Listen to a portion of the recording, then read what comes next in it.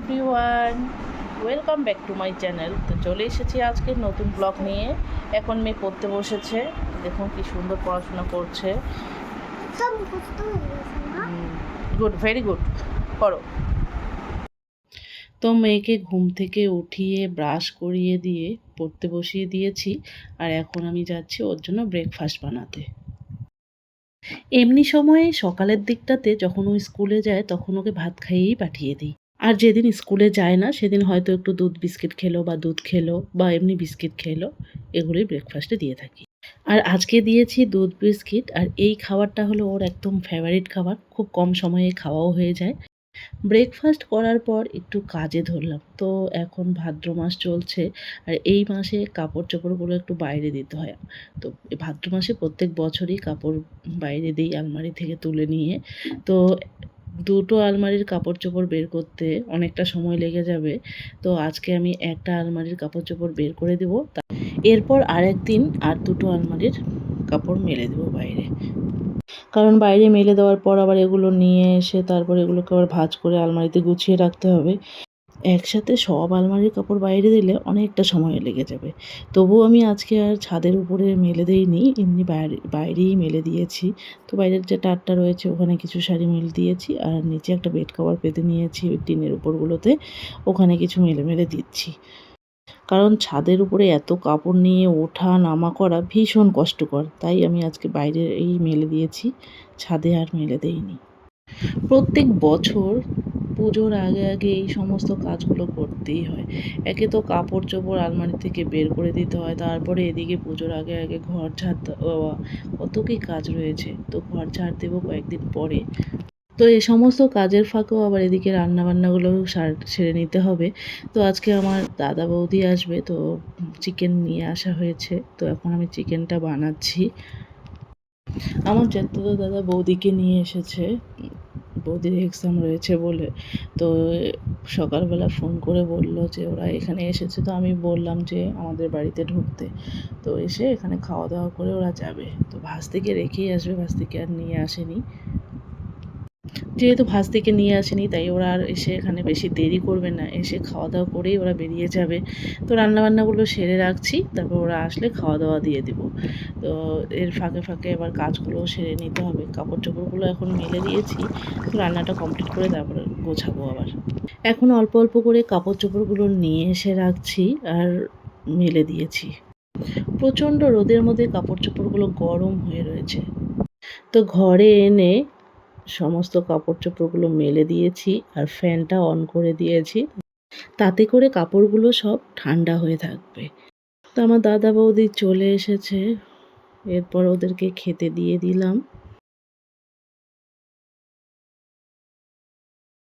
খাওয়া দাওয়ার পর একটু রেস্ট করে ওরা আবার এখন বেরিয়ে পড়লো, এখন চলে যাবে। ভাস্তি রয়েছে বাড়িতে, তাই তাড়াতাড়ি চলে যাবে ওরা। ওরা চলে গেল, এরপর আমি বাকি যা যা কাজ রয়েছে সেগুলো চটপট সেরে নেব। তো সমস্ত কাজকর্ম সেরে স্নান সেরে নিলাম।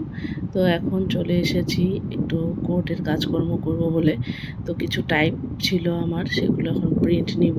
তো প্রিন্টারটা নতুন কিনেছি, এর আগে যেটা ছিল সেটা নষ্ট হয়ে গেছে। তো প্রিন্টারের খুব দরকার, সে কারণে নতুন কিনেছি, আর এখন আমি প্রিন্ট করছি। আর আমাকে হেল্প করছে মিস্টার রয়। কোর্টের যখন আমার টাইপের কাজ থাকে আর প্রিন্টিংয়ের কাজগুলো থাকে, মিস্টার রয় আমাকে অনেকটাই হেল্প করে দেয়। তো সন্ধ্যাবেলায় একটু রেডি হলাম, এখন একটু বেরোবো সবাই মিলে। তো আমি, মেয়ে, ননদ, ওর ছেলে আর মিস্টার রয়, কয়েকজনে মিলে আমরা এখন বের হলাম। কোথায় যাব কোনো ঠিক করিনি, কতগুলো কাজও রয়েছে, সেগুলো সারা হবে, আর কোথায় যাব তারপর দেখি।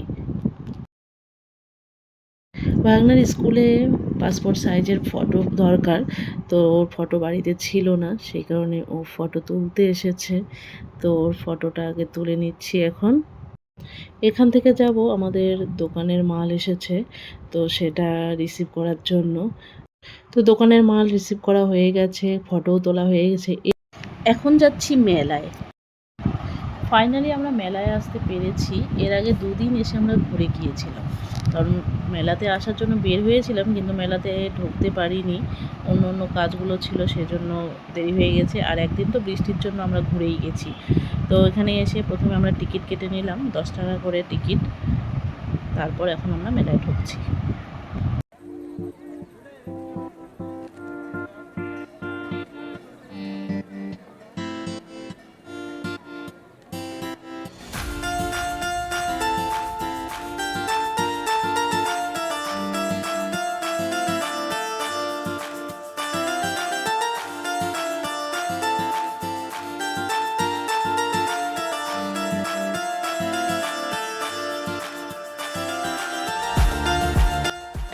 তো এখন আমরা পাঁশকুড়ার চপ খাচ্ছি।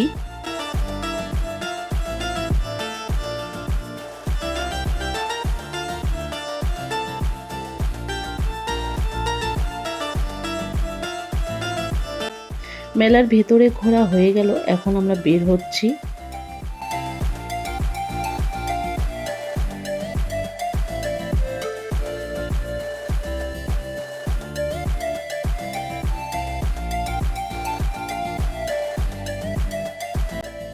মেলা থেকে বাইরে বেরোতেই একটা জিলিপির দোকান রয়েছে, তো ওখান থেকে জিলিপি কিনে নেওয়া হচ্ছে। এখন বাড়িতে রয়েছে মা বাবা, তাই ওদের জন্য জিলিপি নিয়ে যাওয়া হচ্ছে।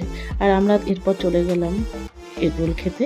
তো এগরোল খেয়ে এখন চলে যাব বাড়িতে।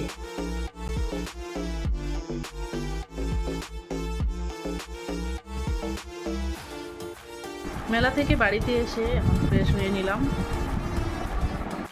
মেলাতে গেলে মেয়ের কিছু না কিছু নিতেই হবে, তো আজকে এই ডিজিটাল স্লেটটা কিনেছে। কয়েকদিন ওটা দিয়েই খেলবে, তারপরে আবার কিছুদিন যাওয়ার পর এটাও ভুলে যাবে। এরকম যখনই মেলায় যাবে কিছু না কিছু নিতেই হবে।